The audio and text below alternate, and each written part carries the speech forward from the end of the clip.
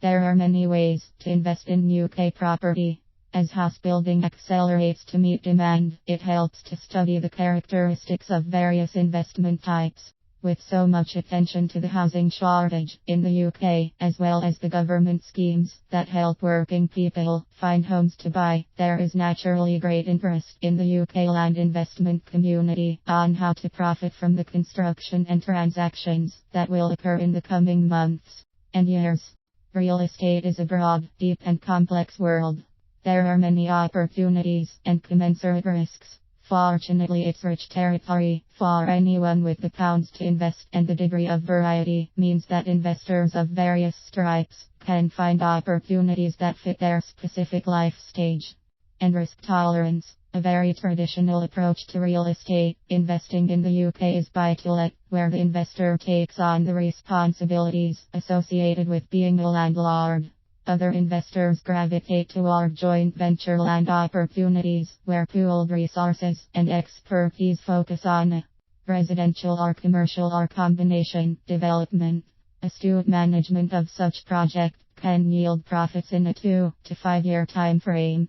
And since 2007, English investors have had real estate investment trust rights, where shares in large buildings, typically commercial, but also some residential, can be bought and sold at will, just as with any other market-traded security.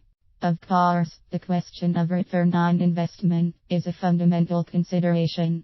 The following is a snapshot of what might be expected from these three real estate investment classes. Buy residential rental property. In September 2014, the website totalimony.com published a review of 192,672 rental properties in the UK. The report looked at where such properties provide a favorable yield, factoring the asking prices of homes relative to the average monthly rent, separated by postal codes. The formula reveals that the best ROI for buy-to-let investors are in the north, including Scotland, Aberdeen, Bradford and Sheffield in particular, with some of the lowest yields but still in positive territory in places that include Poole, Dartmouth, South Kensington and Worcester. The lone standout in England's south was Southampton, where rental property returns are 4 times as much as Tonbridge. What makes rental property so attractive is, of course, the rapid rise in rents that has occurred in recent years, largely due to the critical housing shortage.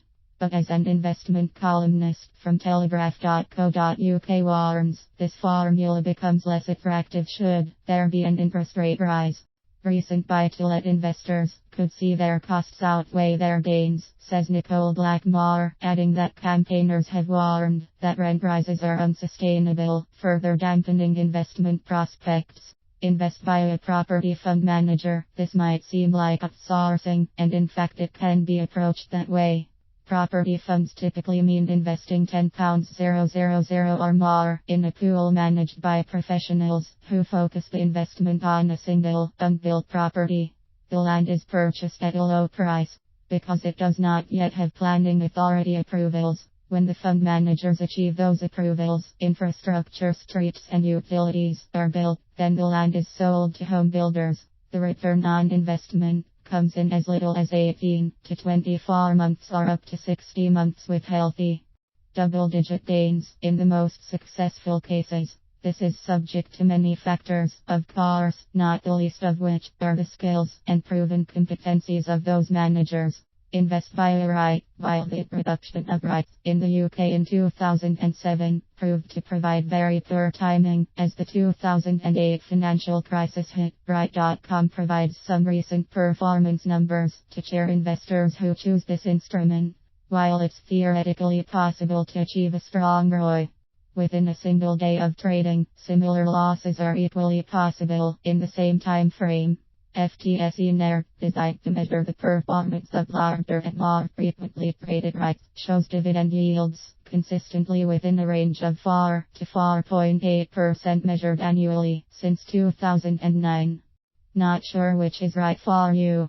Speak with an independent financial advisor who can assess your wealth portfolio and short, medium and long range objectives as key considerations.